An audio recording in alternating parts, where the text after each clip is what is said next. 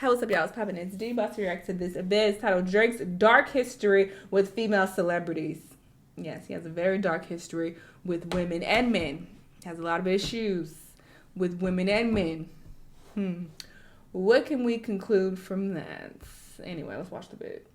We're gonna rank Drake's worst relationships, ranging from bad to absolutely dreadful. So let's start by taking a look at his recent jabs at Megan Thee Stallion and his album Her Loss. Cosplay, scratching their heads, fake ass what exactly accents, happened. posted in another Megan is nigga popularly hood like a known bad for chart-topping bitch. hits like WAP with Cardi B, Captain Hook, and Body, and has become one of the biggest female rappers in the game. However, more recently, she's made headlines for a more serious reason, after being shot by Canadian rapper Tory Lanez in 2020. This incident led to a highly publicized trial, which concluded with Lanez being found guilty and serving 10 years in prison. So where does Drake come into this narrative?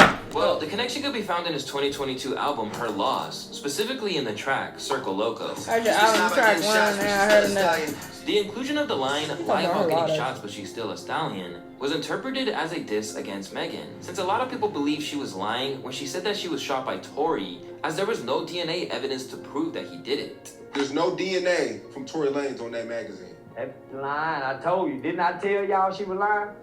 Man, that DNA evidence is everything. Inconclusive. The entire internet was basically split into two at the time, and at first, Megan claimed that she thought nothing of the bars, and that fans were just reaching. But as the number of tweets, Megan... Oh, not you trying to defend it, bitch. I know I'm very popular. Trying to stop attaching weak-ass spirit theories and bars to my name. Niggas nor hoes ever address me. Or I mean, with a factor receipts, I'm cloud bitch, keep sucking my... Claimed that she thought nothing of the bars, and that fans... He said Stallion, though. Technically, he did say your name. Stallion is slang for a tall, thick woman. Come on, girl, you can't be this slow. Now, I was just rapping your song. Don't be dumb. We're just reaching. But as the number of tweets clearly grew, she eventually picked up. That's embarrassing, though, her trying to... He wasn't even talking about me, girl. Obviously, he was talking about you. This bitch lying about getting shots, but she's still a stallion. You didn't think that was about... And media outlets exaggerated the rumors. She began to see it differently, prompting a response That's on so her Twitter blatant. reading, "Stop using my shooting for clout." Oh, now Since you... when is Wait. it cool Wait. number and What was the first tweet? claimed that she thought nothing of the bars, and that fans were just reaching. But as the number of 8/11, tweets grew and November media 4th. outlets exaggerated the rumors, she began to see it differently, prompting a response on her Twitter reading, "Stop using my shooting for clout. Since when is it cool to joke about women getting Minutes later? Girl. shot? You rap dudes are lame. Ready to boycott about shoes and clothes, but dogpile on a black woman when she says that one of y'all homeboys abused her. And when the facts come out, remember, your favorite rapper stood behind a dude that shot a female. Even Lil Yachty, who had a hand in the writing process for some of the songs on the album, took to social media to defend Drake." So, this bitch lie about getting shots, but she's still a stallion. Has nothing to do with Megan. It's about women lying about their butt shot. We know what the fuck you saying. It's a double entendre. Let's stop being dumb. Don't play in my face. Don't piss me off. You know, like saying her ass is real when it's fake. By this time, I hate he was slow being people. labeled with the term misogynor, which is a word that So, cause describes you slow, you think we slow too? a deep-seated dislike against black women. However, we need to ask ourselves if this was truly a diss at Megan, as there doesn't seem to be much benefit for Drake in doing so. Being that he and Tory had actually developed some tension with each other back in the day, many believe that Drake definitely wasn't trying to defend him. Plus, it wouldn't be smart to risk angering a large portion of his fan base, which includes black women. The only logical explanation for this being a diss at Megan is this rumor that Drake had been curved by her Where's my sometime nail in the file? past, leading him to unfollow her on social media. But once Tory was actually found guilty, Megan wanted to get revenge, and she did so on her song Hiss, where she had an entire verse dedicated to roasting Drake for things ranging from his liposuction rumors to the ab etching, fake accents, and of course, the part that hurts Drake the Posting most, another nigga disrespecting like his a gangster bad image, which is something that Drake seems to hold in high regard, as he always seems to constantly remind us how gangster he is every chance he gets. Now, Drake has yet to respond back with a track of his own, but has recently shared a free bigger Tory fish to Lanez post fry. on Instagram, which only fuels this narrative. But while Megan Thee Stallion wasn't able to take Drake's Drake's comments lightly, Ice Spice, another female artist mentioned in the album, chose to respond differently when the Six God name dropped her. When Drake included a line in his song Back Outside Boys stating, "She's a 10 trying to rap, but it's good on mute," many interpreted it as a dig at Ice Spice. To understand, it's important to note that when Ice Spice began gaining popularity in 2022, Drake DM'd her on Instagram, and their friendship blossomed after he invited her to his OVO festival that summer. Linking up with him was so cool. Like, he's mad nice and respectful. We went to OVO Fest. This gesture by Drake got a lot of fans speculating that he was on the prowl again. However, Drake would get the short end of the stick, as it was reported shortly after that he unfollowed her on Instagram. It's been speculated that Drake unfollowed you afterwards. Do you want to tell us some tea on that? He did. I don't know why, though. This is worse than Megan? What are you talking about? He said he gonna go from bad to horrible, right? How is this above me? Shame on you, Drake. Shame on you. You shouldn't have done that. Many believe Drake was essentially curved by Ice Spice at some point during their date. So when he uttered these lines on his album, everyone was expecting Ice Spice to lash out the same way that Megan did. But the way she responded was totally different, as she went onto Twitter to voice that she was happy that she's at least a 10. This reaction from Ice Spice was very surprising and won her a lot of PR with Drake fans. However, it's a different story for many other women who didn't get much positive attention from being associated with Drake. For instance, Millie Bobby Brown, Billie Eilish, and Bella Harris were all teenagers Drake has made contact with as they were at the cusp of fame, which many fans thought was sus, if you catch my drift. So this definitely raised a lot of eyebrows, especially considering some of the weird things he would message to them. You know, we just texted each other the other day, and he was like, "I miss you so much." I was like, "I miss you more." That is weird. That is weird.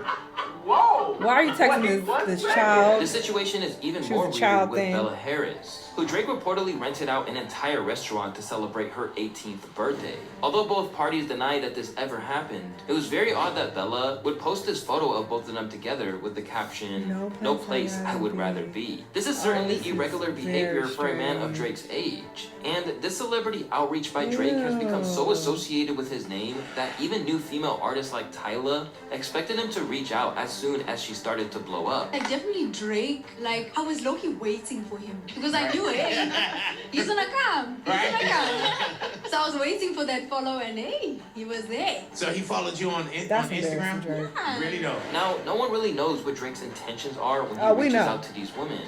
But we've never had an incident where any of these young celebrities complain about Drake's character. In fact, we've had the complete opposite. I love him. I met him in Australia, and he's honestly so fantastic and a great friend and a great role model. Drake is like the nicest dude I've ever spoken to. I mean, I've only like texted him. Two things can be true. He's so nice. Like, Ice Spice herself even went out of her way to clear up her relationship with Drake. we talk all the time, and like I'll ask him, what should I do with this, or like how'd you go about this, or like did you ever experience that? And he'll tell me like I did this, and like you should do that too because you can. Yeah. And I'll be like, you're right. Like I feel like he gives great mental energy. Yeah, no, he really does. It's like Coach vibes. And she also did address the misunderstanding with the lyrics. We spoke about it. He said that was not about me. However, the case with tennis legend Serena Williams unfolded differently. But before we get into that, I need to tell you guys about this video's sponsor. Y'all go support. Which are Netflix says. I was on you guys can to talk as 2011 between Serena and Drake.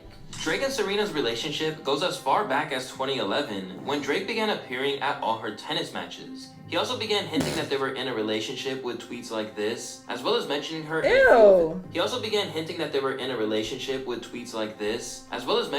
a few of his songs, kissing her in public, and even got into a beef with fellow rapper Common, who was her ex-boyfriend at the time, leading to one of the most savage disses of that era, with Drake's verse on Rick Ross's song Stay Schemin'. Eventually, Serena and Drake went their separate ways, with Serena choosing to instead settle down with Reddit co-founder Alexis Ohanian instead. Although it didn't seem like that breakup was mutual, since Drake would say some lines in a freestyle implying that she wasn't into him anymore. He then made it clear in his song Middle of the Ocean, where he boldly claimed that Serena's husband was a groupie. Sidebar, Serena, your husband a groupie.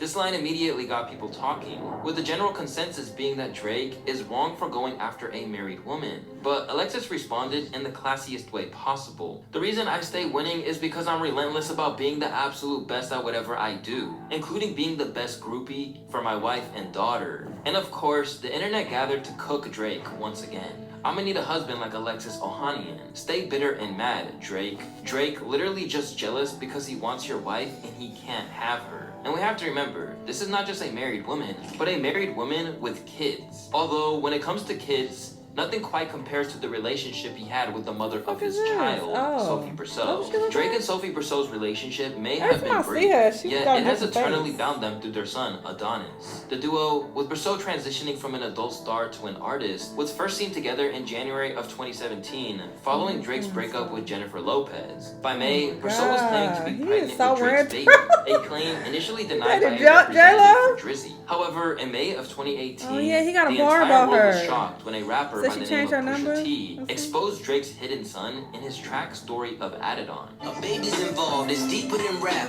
We talking character, let me keep with the facts. You are hiding a child, let that boy come home. Pusha also claimed that Drake intended to reveal his son's existence through an Adidas press run, a move that many considered to be somewhat underhanded. After tons of backlash, angry fans, and deadbeat dad claims, Drake opened up about his child on the song Emotionless from his album Scorpion. Look at the way we live.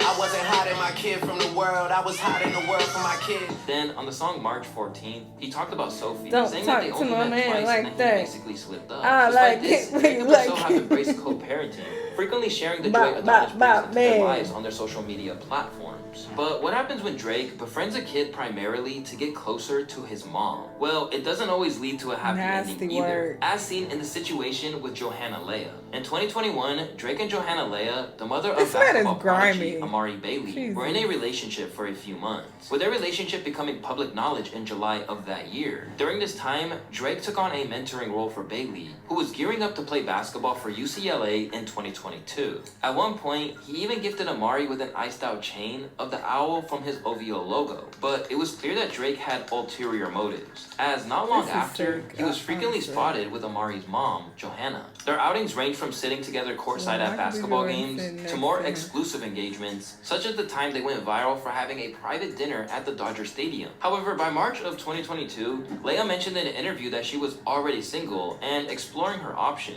Is the certified lover boy still in the mix, or that's done? I'm enjoying life. When it comes to short-lived relationships, Drake is notorious for this. He had flings with notable names such as Hailey Bieber, Tyra Banks, SZA, Kylie Jenner, and many, many more. But while it seems like Drake is the one who usually rejects being in a relationship with most of these women, there's one girl specifically who Drake would seemingly do anything to have, but somehow failed to in the end. Rihanna.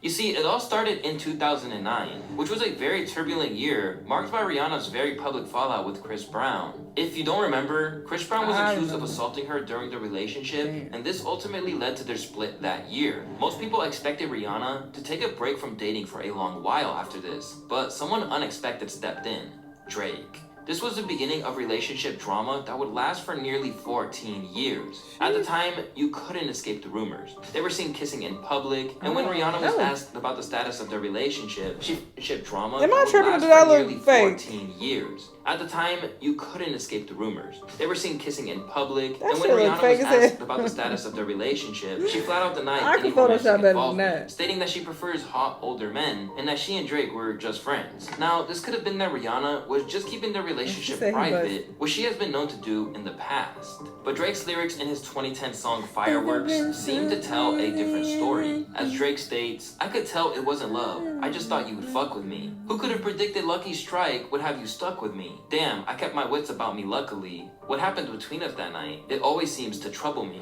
Lucky Strike was the bowling alley that the two had been seen making out at. Drake clearly felt a strong attachment to Rihanna that she wasn't reciprocating. And he even believed she was curving him because she thought he was clout chasing. Now all of a sudden these gossip rings wanna cover me, and you making it seem like it happened that way because of me. And this notion was further strengthened by Drake's own statements in an interview that same month, where he said, "I was a pawn.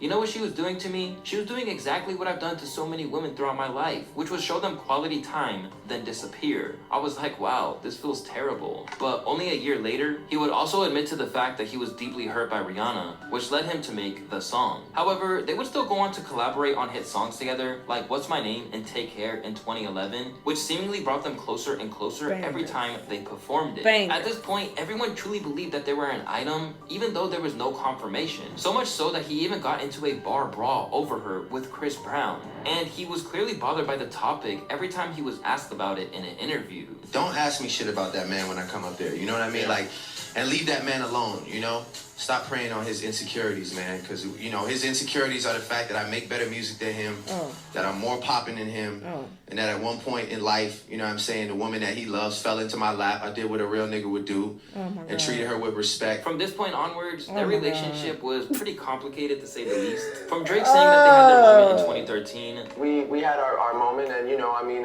always support and have love for her, and yeah. To them being caught on yet another date in 2014. Even after their iconic collaboration in 2016 on Rihanna's song Work, Rihanna would go on to Ellen saying that she was still single. I'm single right now, and I just think that I just have so much on my plate that I can't even find the time to entertain a steady relationship or anything serious or even a text. But it very much appeared that she had a thing going on with Drake that she didn't want the world to know about at all. Especially after this happened at the VMAs in August of 2016. She's someone I've been in love with since I was 22 years old. She's one of my best friends in the world. All my adult life, I've looked up to her even though she's younger than me. She's a living, breathing legend in our industry, ladies and gentlemen. Because of this, Drake was being clowned by the fans online, with people saying stuff like, a moment of silence for my dude in the friend zone. Shit was deeper than the friend zone. Felt like Rihanna treats him like an old Uncle Bill. Drake the type of guy to ask where my hug at. Although this was pretty embarrassing for Drake, he would still catch a public W only a few weeks later, as he was seen kissing Rihanna on stage while performing in his Miami concert. But this is where the W's with Rihanna kinda come to an end for Drake, as they officially split up in October of 2016, and Rihanna would go on to state that they weren't even friends anymore in 2018, which some rumors claim was because Drake cheated on her. Although Rihanna had moved on from the relationship, she would be spotted with Drake once again at his birthday party the next year. It seemed like Drake had resolved... Niggas. They will chase you for years. Fall at your feet. You finally like, alright, fine, okay. Then go cheat on this woman. After you thirsted over her, somebody you was been in love with her all these years. Boy, go to hell. With Drake being happy to see her again. And when Rihanna broke up with her new partner in 2020, Drake couldn't wait to get the ball rolling on their relationship once again. Unfortunately for Drake, A$AP Rocky would eventually come into the picture, completely ruining any chance Drake had of rebuilding a relationship with Rihanna and opening the gates for him to get clowned by everyone once again. Fast forward to 2023, and Drake was utterly sick of everyone telling him how bad he fumbled Rihanna. And he vented his frustration out on his album For All the Dogs with the track Fear of Heights, when he disses Rihanna saying, And the sex was average with you, now I'm anti cause I had it with you. And I had way better bitches than your TBH. The word anti is in reference to Rihanna's last album, Anti, as he implies that sex with Rihanna was mid, which is kind of weird to say about a woman you spent 14 years of your life chasing after. And he would even drag A$AP Rocky into the mix, saying, that's just like a girl being with a dude for many years and then be like, oh, your dick was little. It wasn't little when you was riding on it. Girl, shut the hell up. And I would give that same energy to Drake. It couldn't have been that mid. You were chasing this woman for 14 years. You was chasing her for 14 years. That man, he's still with you. He can't leave. You couldn't leave her. Vacation, I bet it's Auntie. Antilles is a popular location in Rihanna's home country, Barbados, and he hits Rocky again with I Ain't Pretty Flacco Bitch, this shit get really rocky, on the song Another Late Night, with Pretty Flacco being a reference to A$AP Rocky's nickname. But at this point, it's pretty safe to say that Drake still has Rihanna on his mind to this day, highlighted by people's comments on his music such as, damn, Riri hurt him bad. And it's so funny how 1 minute dudes be sprung singing love songs and then they get burned. And then all of a sudden the pussy was whack. LMAO. These days, Drake is clearly still salty. He wasn't able to secure his relationship with Rihanna. I mean, just look at what he does when his collab with Rihanna comes up during one of his concerts. Yeah. I don't sing this song anymore. You can sing it. And amidst all of his many failed relationships, Drake now feels as if there's something missing in his life. It'd have to be somebody that, you know, that I get along with so much to the point that when we're separate, I'm feeling like I can't function properly without their presence. That's not healthy, my brother. You shouldn't feel like that about anybody. Why are you looking for that unhealthy attachment? I have come across it a few times. I've yet to be able to hold on to it for whatever reason. He even had a diamond necklace made with 42 rings, each ring representing every time he thought of proposing. That's embarrassing. Listen, people talk shit about Drake for good reason. Cause what in the fuck? What are you doing out here, my boy? Like, damn, I fuck with Drake music, but Jesus, he be moving real goofy in these streets. But, you know, good luck in life, brother, and good luck with this battle against Kendrick. Y'all let me know what y'all think. Let me know what other videos you want to watch, and I'll see y'all in the next one. Bye!